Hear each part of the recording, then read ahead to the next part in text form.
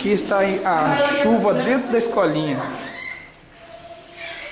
Tem isso daí, né? Sabe o que a gente tem que fazer? A gente vai começar a tratar assim, vamos pegando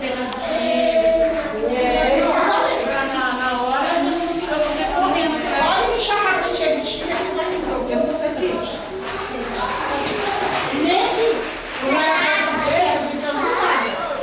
Era na festa das crianças, a gente limpava a igreja, a gente tinha bexiga.